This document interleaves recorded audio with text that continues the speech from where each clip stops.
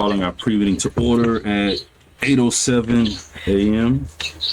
Waiting on Commissioner Ward to get here, but I guess he's not going to make it. He's on the phone. So,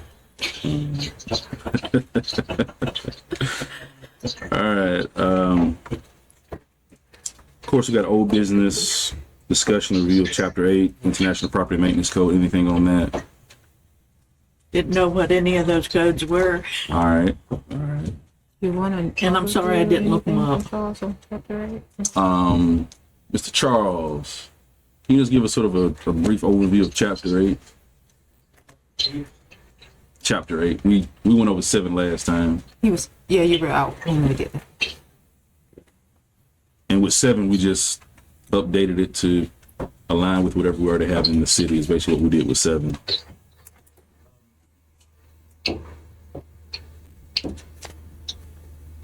I can definitely give you some recommendations on Chapter 7. Anyway, Well, I mean, we can take the recommendations on 7, but that was, like I said, we just updated just to align with whatever. So yeah, let's go back to 7. We can talk through that as well. yes, sir, I appreciate that. Charles, will you come closer so Commissioner Ward can hear? Sure. Yes, right there. It's kind of breaking up, but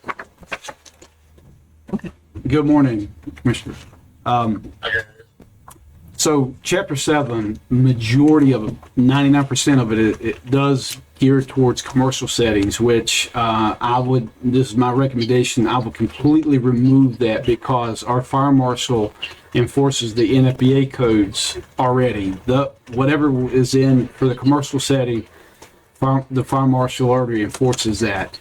The only thing I would keep, and this is my recommendation, is Section 704.7 in Section 705. 704 is 1 and 2 dwelling homes, and also it addresses smoke detectors. It also, in Section 705, it addresses carbon monoxide detectors. And the reason why this is important is because you have all these Airbnb homes that people are renting out. You have these rental homes, rental rooms that people open up their homes. And one thing you don't want is people removing their smoke detectors, and that's a life safety device. And they have to have them. They have to be maintained. They don't have to be hardwired, but at least they have to be maintained with the current date of the manufacturer's date of 10 years or more. They have to be operational current for 10 years or more. They do make smoke detectors now that the battery lasts somehow 10 years. So the technology is out there. Carbon monoxide, the reason why you want that, and again, I have experience where several families have gas in their home and they had a gas leak or carbon monoxide leak, and there's no detectors to warn them, and that's where those devices come in. So if they have a gas stove or a gas furnace, any kind of leak of any kind of carbon monoxide leak, it will detect that. And you have to have those in new installation. It's required to have them right outside the home, unless they have like a gas or some kind of gas device adjacent to their bedroom. So that would be my recommendation. And also, I'm thinking in Chapter 7, they may go over means of egress. The only thing about that one is windows. You want to make sure the windows is big enough and make sure that they are sizable enough to get out the window. That would be my recommendation on Chapter 7. All right. Any objections to implementing or updating these recommendations from building official? Okay, if we would update Chapter 7 to reflect that. And Chapter 8, any recommendations from 8 or? Chapter 8 is just the reference standards. It's just a guidance to allow if somebody was implementing a UL listed device or if we're going to, it's just basically a guidance to go back and look at those documents. Yeah, my only thing is I know a lot of it earlier in the Yes. chapters, we were changing international and some of them to Florida, and so we probably just need to add FBC, Agree. Florida building, whatever Yeah. we update, we need to just Agree. add that to the list because it's really just the references to what sections they're going to apply. So if we change any of those earlier, We we need should to be add it consistent. here and show what chapters we change that in. Yes, sir. The only thing I would recommend to remove is anything that references the International Fire Code or internet, because this state only enforces the NFPA codes, which are a lot more stringent. And anything that the International Fire Code writes down, they also reference NFPA codes as their standard. So that would be my recommendation on that one. All right. Any other questions? Yes, sir. So we're referencing do the NFPA, but also do the Florida Fire Prevention Code. Okay.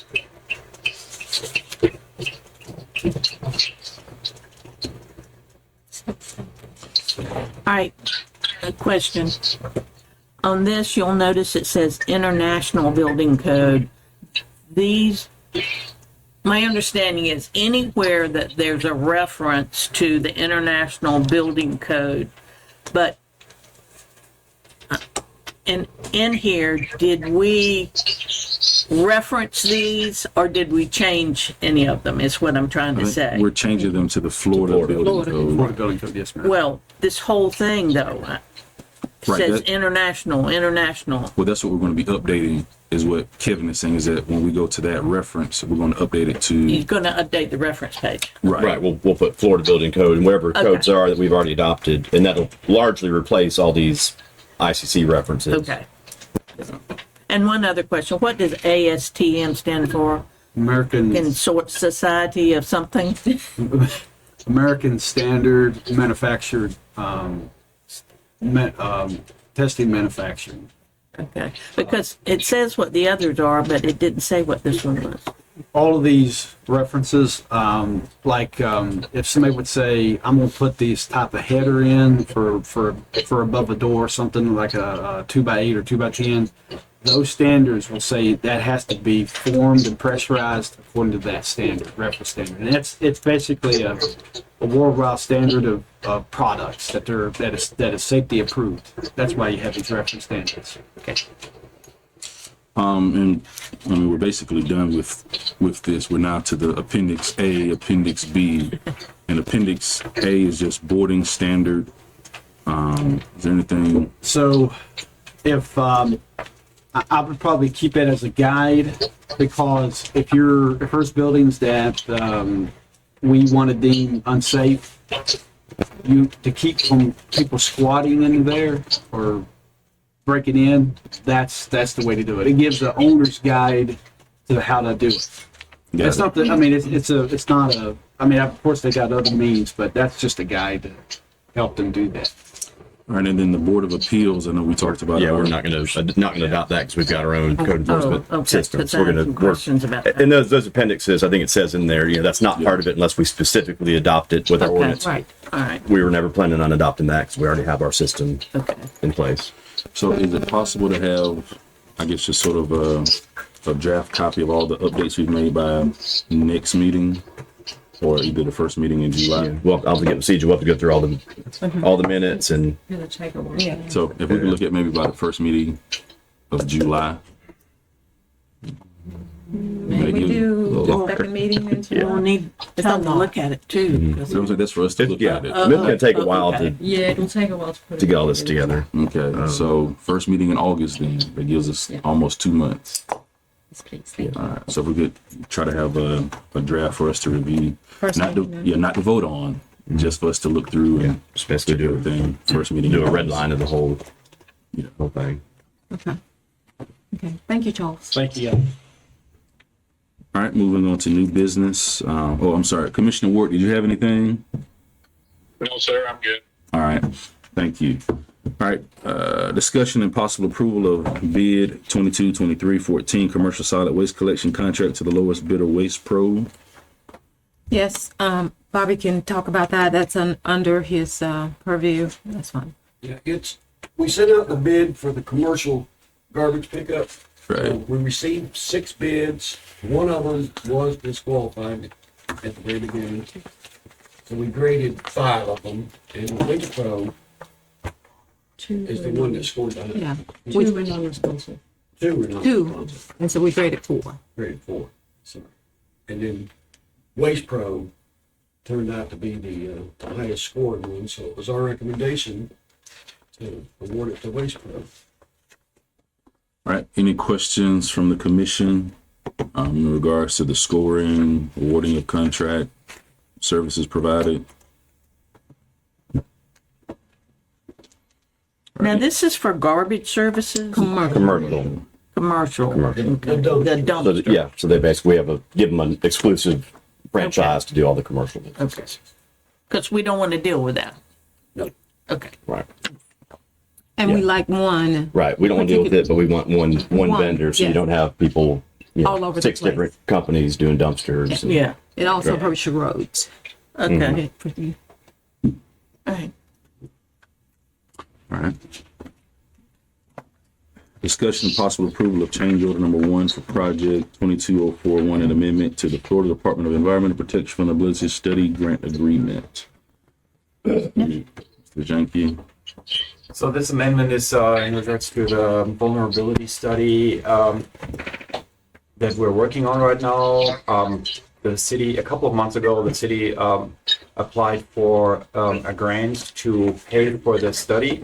And we got awarded $160,000. Just for your benefit, since you haven't been on board at the time, the vulnerability study analyzes our public infrastructure and identifies the weak points of it, and comes up with a list of recommendations how to strengthen our overall infrastructure to be more resilient during, should we ever go through another natural disaster.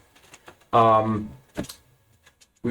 consultant Stantec started working on this study, and a couple of months into the study, DEP, the grantor, came back and said, "Hey, we would like to change the scope of work a little bit. We would like to add a few things to it so that we have more GIS information as part of the study available, so that they can look at different communities statewide, and for the proposed additions, we will give you $75,000 more toward the grant amount," and that's this amendment. So they came back, said, "Hey, change the scope of work. Here's the extra money, but in order to complete these changes correctly, we have to amend the existing contract. We have to get it approved or ratified by the city commission as well."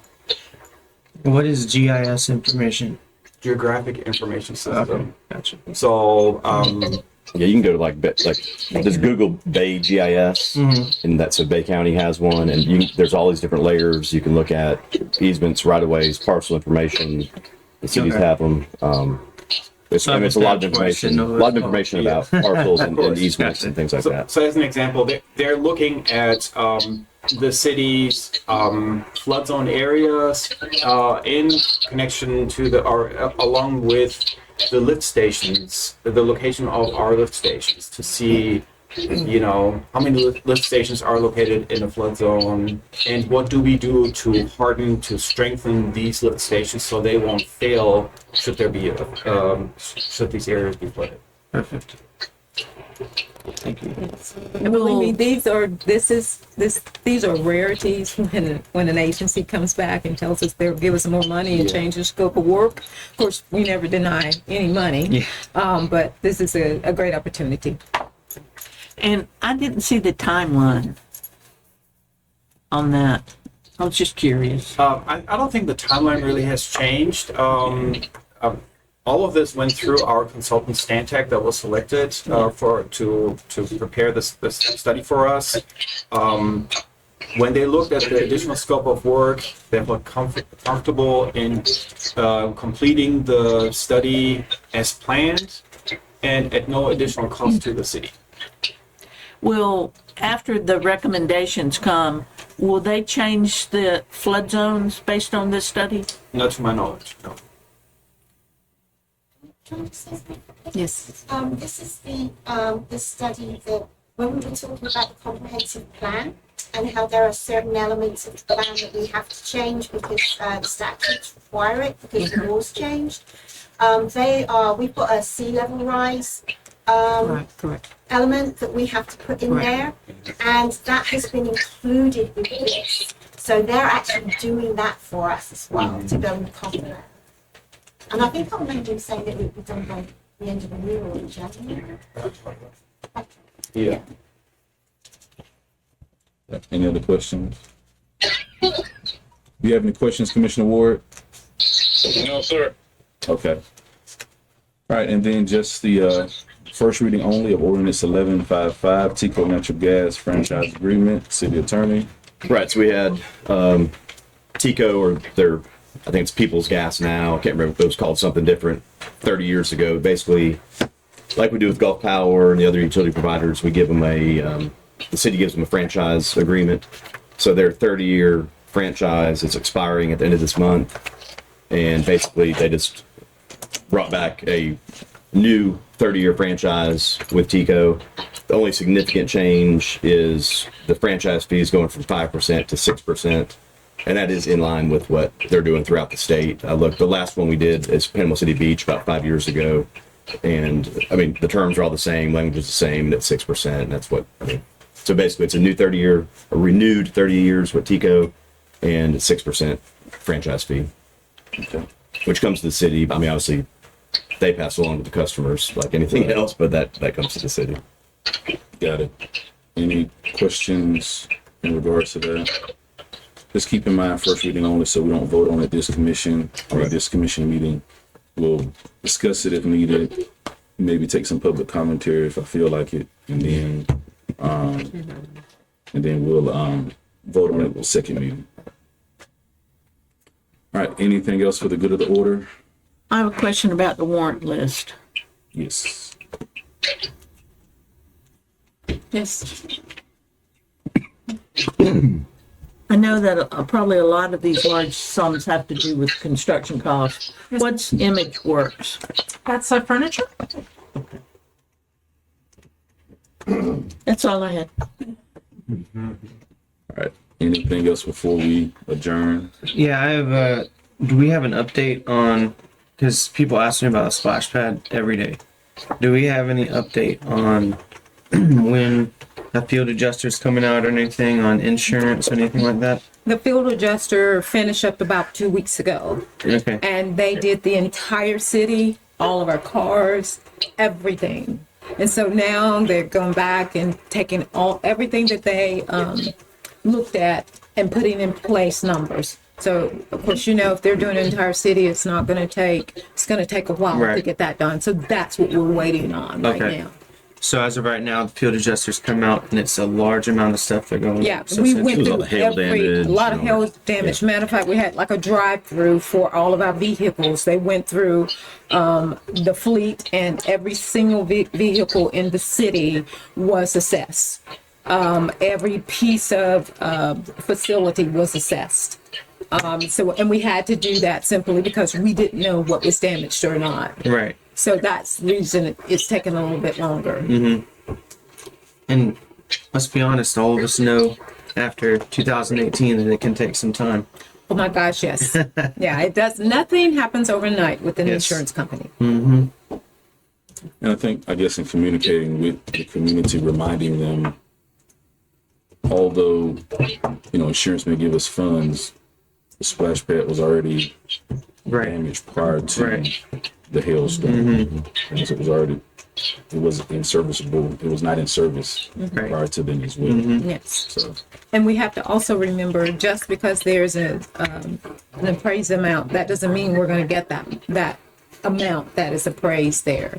They're going to look at, for instance, if it was damaged before or not working before the storm, they're going to look at a lot of things with all of the buildings, splash pad included. And so, we're just waiting for them at this point to see how much we will get there.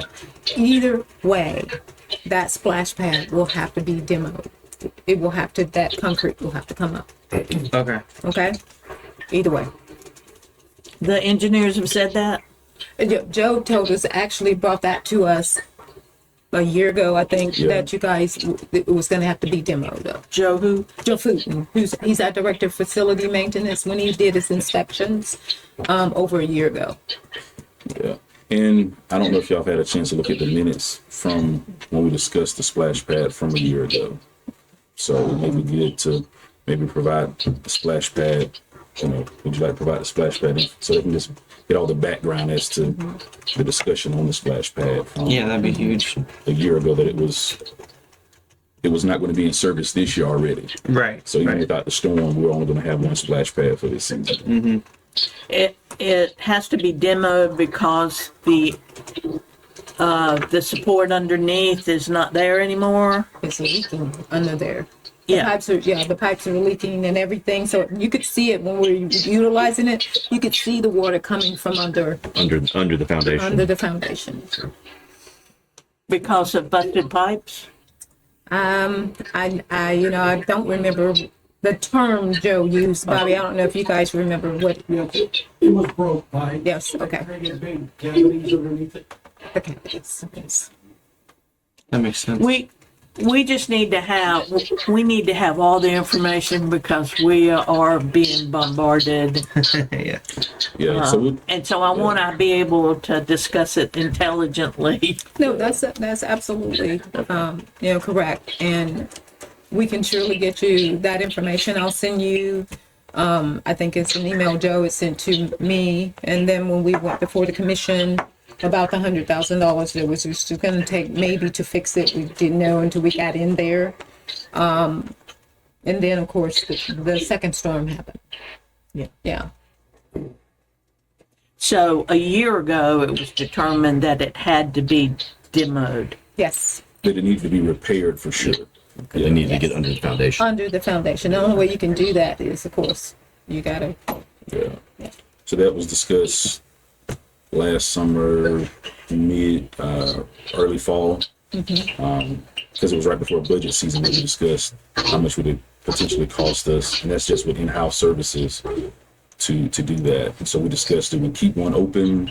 Do we close that one? And if we close that one, then we take whatever additional equipment there and take it over to Kane Griffin so that it'll help us with some inventory there. But we never discussed what we would do with that splash pad at the same time. And that was in the midst of not being able to keep employees at the splash pads. Yeah. So that's another thing we do need to talk about. If that's open, that affects our budget. We're going to have additional employees there at that splash pad. And the other thing about this is that Kane Griffin is the newest splash pad. It actually has a larger bathing load now than Kinsall. And most Saturdays we may see anywhere from 15 to 30 people, but it's never at capacity right now. We're kind of keeping watch on that, unless a group comes in, like a baseball team, get ready to have a party or something. So, just so you know. Yeah, I want to give credit to Justin for that. Yeah.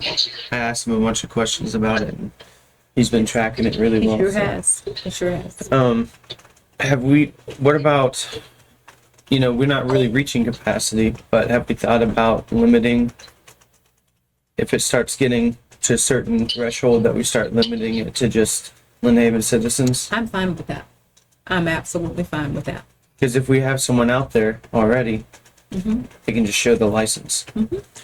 And from what I recall last year, when we were having issues opening the splash pads, the majority of complaints or questions I got were from non-Lynn Haven residents. That's very true. That's very true. So. One thing that we have to be careful about with showing and proving that you're a resident is when you say showing your license, there are people living in Lynn Haven who can see. That's true.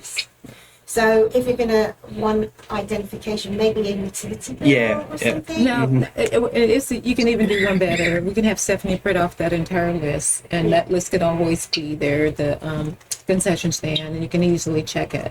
Oh, list of people with license. It'll be from the utility. Okay. Yeah, she can do that. Entire report to that. She can do that. A resident suggested to me Are we discussing this or you want to wait and discuss it later? Because I have another question. It's only 8:30. I don't have anything until 9 o'clock, so. Okay. A citizen suggested, have you ever been to that mall in Destin that has it has no, It's a sport park. a squirt park?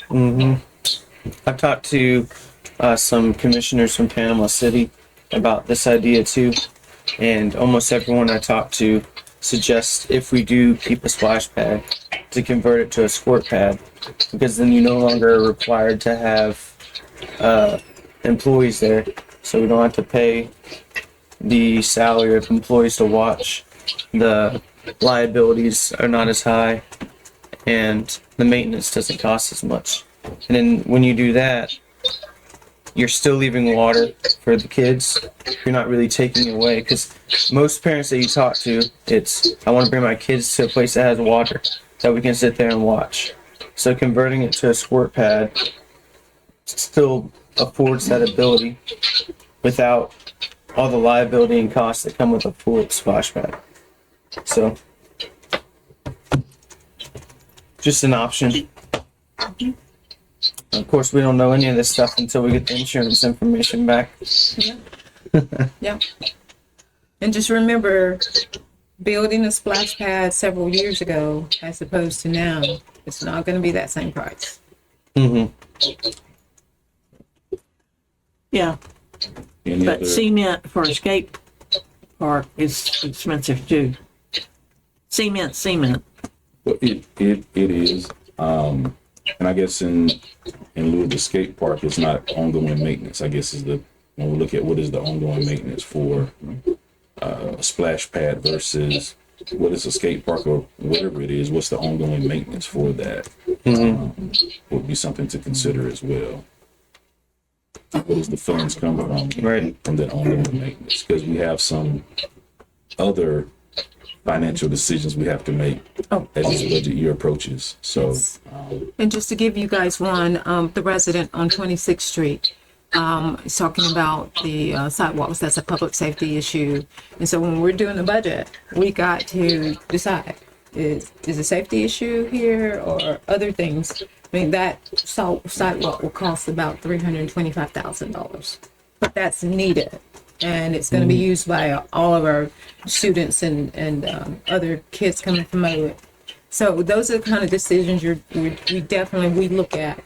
And I love the idea of just Lynn Haven residents, because we do deal with large daycares coming in, and they can take up an entire bathing load, and residents never get a chance to really use it. So.